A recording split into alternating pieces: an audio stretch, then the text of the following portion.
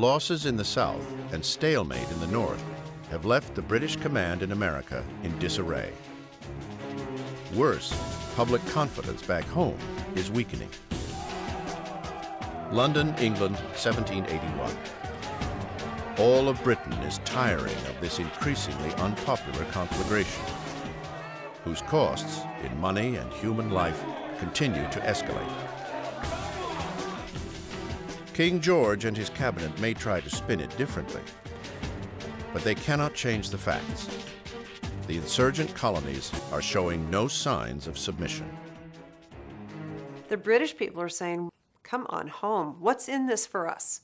They're wondering, how is this going to end? How is this going to play out? Or is this just going to go on forever? The rift between those who wish to end the war fast and those who take the long view travels over the Atlantic. In America, the King's commanders will soon find themselves with opposing strategies of war. In New York, Sir Henry Clinton, the overall British commander, takes a patient view of things. It's easy for him, surrounded as he is by all the luxuries the colonies have to offer. Clinton has 4 houses that he lives in New York. He's living pretty high on the hog, well supplied. Certainly his liquor bill is remarkably high. Found great enjoyment in the arms of Mrs. Badley, who was the wife of a British officer. I would guess it was hard for Clinton to leave New York. It was comfortable, it was loving, at least Mrs. Badley was. The way Clinton conducts the war from New York, it's almost like he's waiting for events to throw him an advantage that he can then act upon. Cornwallis's instincts are to act. Cornwallis's instincts are to fight them to death. Now, my dear friend, what is our plan? Without one, we cannot succeed. If we mean an offensive war in America, we must abandon New York and bring our whole force into Virginia. General Charles Cornwallis. Cornwallis pushes his contest into Virginia, but he is soon cut short.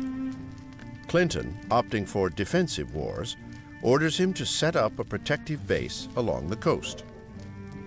This adventure through the South, inland, is not working. We need to make sure that we secure the kinds of bases, the footholds that will allow us to maintain our position in North America and fight another day.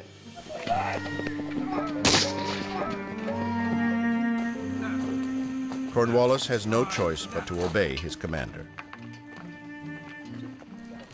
He turns his army toward a small coastal village, to a place called Yorktown.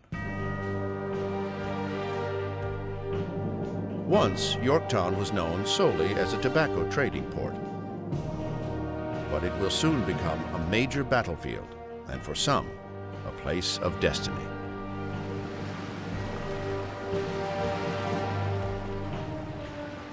July, the Caribbean. France's Admiral de Grasse makes his long-awaited appearance.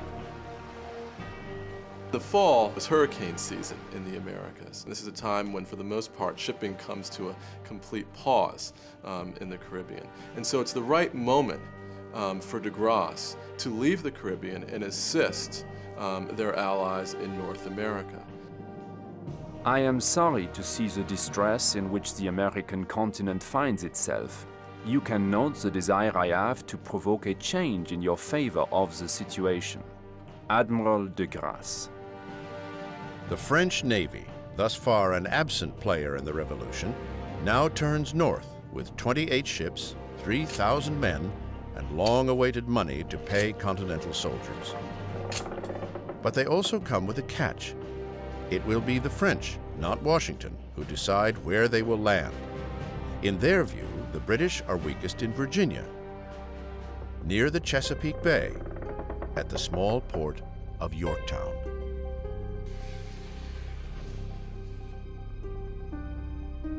Washington had his heart set on retaking New York, but when de Grasse says he's going to the Chesapeake, he's going to be there just for a certain time, Washington then makes really the greatest decision of his career. He knows, he seems to sense that this is the time this is the time to strike. It may be declared in a word that we are at the end of our tether, and that now or never our deliverance must come. George Washington. With all he has, every soldier, every cannon, every French reinforcement, Washington moves south. The general now returns to Virginia, his beloved homeland, in search of the battle he hopes will end the war.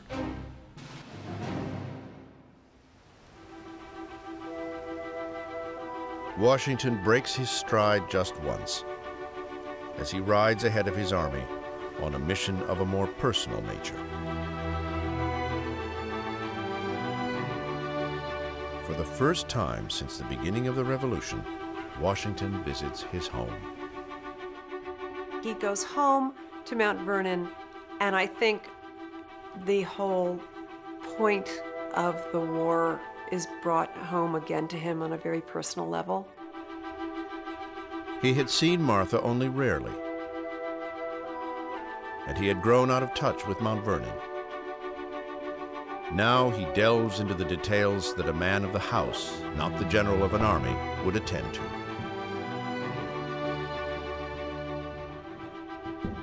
There is the ongoing renovation of Mount Vernon and the particulars of running a southern plantation. 6 years ago, he left them behind to take charge of a rebellion that turned into a revolution, and a revolution that turned into a world war. Now, he longs for it to be over. This is what I'm fighting for. On one hand, and then on the other hand, it's when can I get home? I'm fighting for this, but I want to be here so much. George Washington is not the only one who came into his own in these many years. Washington's only son, Jackie, had come of age too. Long kept out of the army by his overprotective parents, Jackie now makes a final plea to follow his father into battle.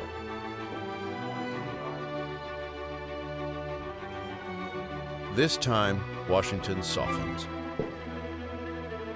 It is a testament to Washington's confidence. With all good fortune, the end of the war is at hand.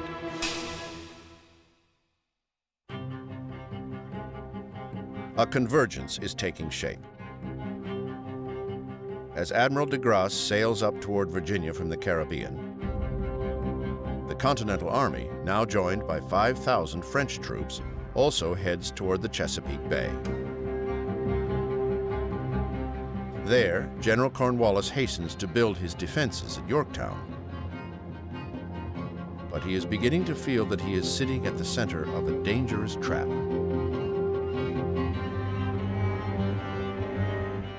Cornwallis raises the alarm. He writes to Clinton in New York. Sir, if I had no hopes of relief, I would rather risk an action than defend my half-finished defenses. But if you cannot relieve me very soon, you must be prepared to hear the worst. General Charles Cornwallis.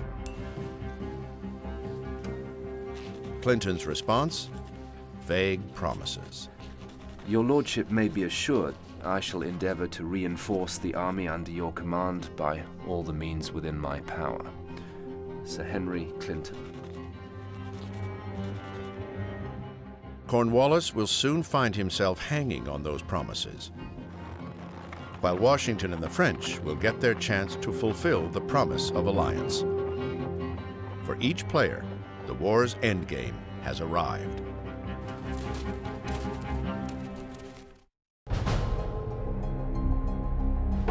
The Continental Army, after a year of deadlock and disloyalty, is now moving as one en route to Yorktown and the largest offensive of the war. America, fatigued after 6 years of fighting, holds its breath. Independence, their glorious cause, feels within its grasp once more.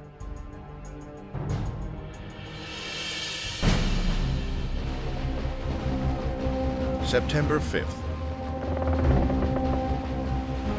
Admiral de Grasse and his French fleet arrive first to the Chesapeake Bay and take on the inadequate British force sent to chase him out. The two navies clash at sea for 4 days. Both fleets are badly hurt, but it is the British who must give up the bay. They needed to drive de Grasse out of the mouth of the Chesapeake, and that they failed to do. De Grasse, in one pivotal battle, captures control of all that comes into or out of Yorktown. General Cornwallis knows his situation is worsening. He needs more help. He needs reinforcements.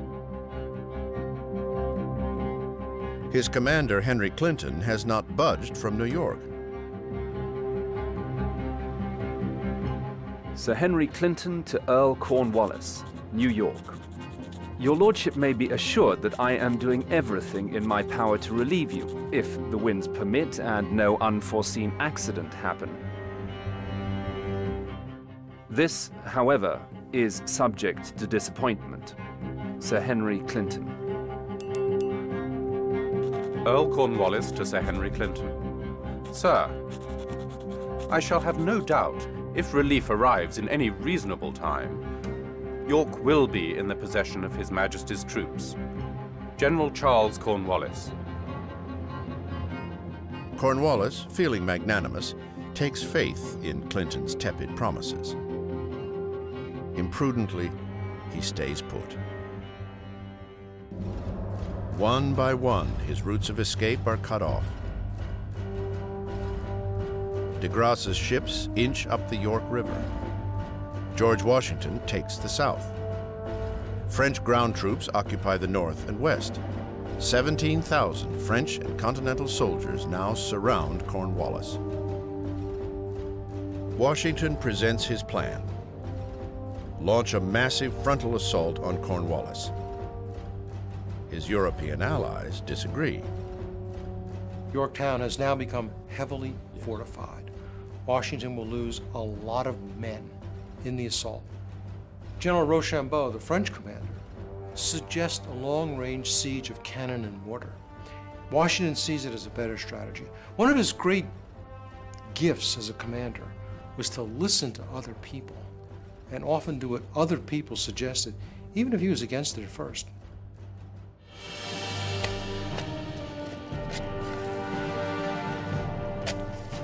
On October 6th, the siege begins.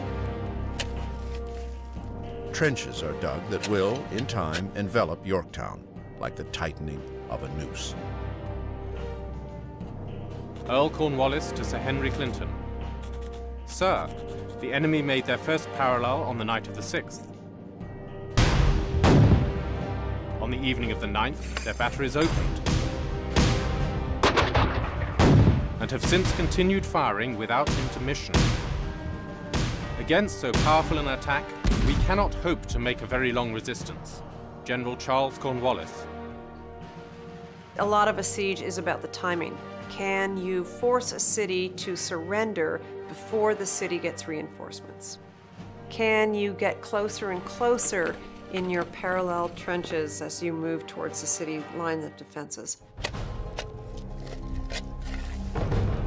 October 11th, the second parallel is dug, closing the circle around Yorktown.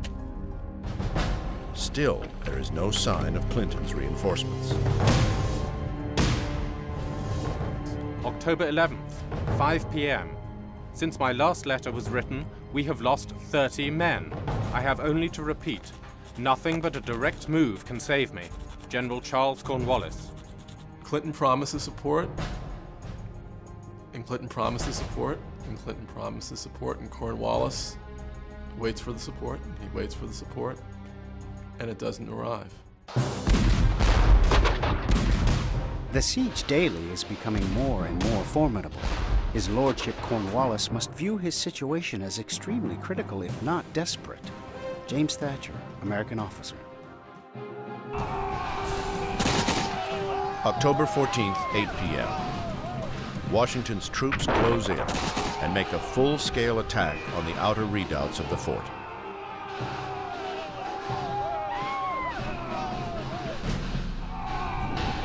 October 15th, Earl Cornwallis to Sir Henry Clinton. Sir, my situation now becomes very critical. The safety of this place is so precarious that I cannot recommend you run great risk in endeavoring to save us. General Charles Cornwallis. Cornwallis's letter will not be read. Clinton has already set sail from New York. But the belated relief effort will not be in time. His window has closed.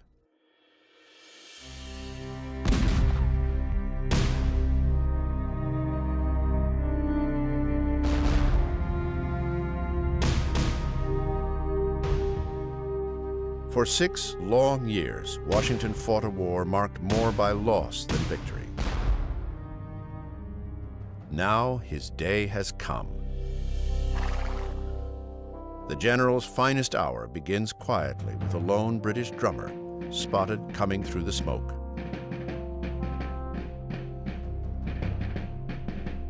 The enemy beat a parley, and Lord Cornwallis proposed a cessation of hostilities to settle terms for the surrender of the posts. To this he was answered that a desire to spare the further effusion of blood would readily incline me to accept of the surrender, but that I wished to have it in writing. George Washington. When he got Cornwallis's letter proposing the cessation of hostilities, his heart must have been ready to burst. Because I think he must have known, just as Cornwallis knew, that was it. This was the end.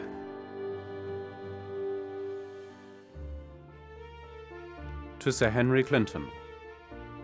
Sir, I have the mortification to inform Your Excellency that I have been forced to surrender the troops under my command. I never saw this post in a very favorable light. General Charles Cornwallis. General Henry Clinton can barely contemplate the consequences of his inaction. He had set in motion the endgame, and then sat idly while it played out. Now the Southern British Army is lost, and possibly the war itself.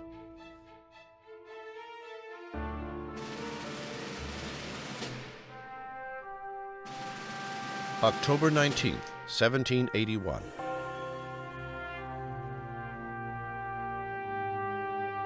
"7,000 redcoats lay down their arms in front of General George Washington. On this momentous occasion, only one person is missing. General Charles Cornwallis avoids the ceremony, claiming illness. No doubt he felt worse on this day than any other in his long military career. How could this have happened? Cornwallis is so humiliated and so stricken by the defeat that he cannot surrender in person to George Washington. October 27th. Cornwallis and Washington will meet a week later when Cornwallis, in a show of respect, invites Washington to his headquarters. What the two men discuss is not recorded.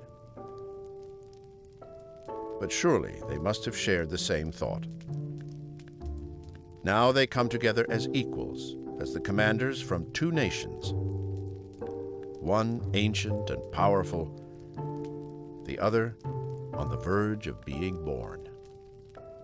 For the Americans, certainly there are euphoric feelings of victory. Now, though, the more difficult task of building a nation begins.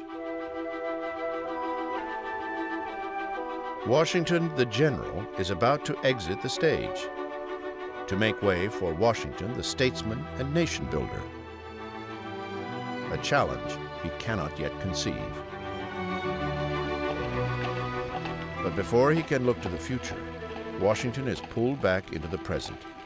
Victory has come at a terrible price, a personal tragedy that will forever scar the general.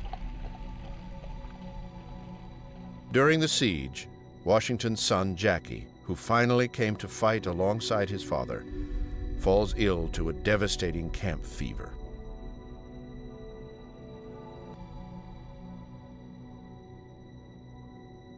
Washington and Martha arrive in time to see their son alive, but only briefly. Jackie soon dies, at the very last, a victim of America's crusade at Yorktown. At the same time, the country is celebrating in jubilation through all the colonies at the victory of Yorktown. The commander-in-chief, who brought them that victory, is mourning, deep in grief, over the death of his son and his final child. George and Martha have now lost all their children. It is the final, ultimate sacrifice for the Virginia farmer who stepped up to lead his fledgling country. At last, it seems the Revolution is coming to an end. But Washington, like the thousands of Americans who fought and died alongside him, must wonder at the extraordinary cost of independence.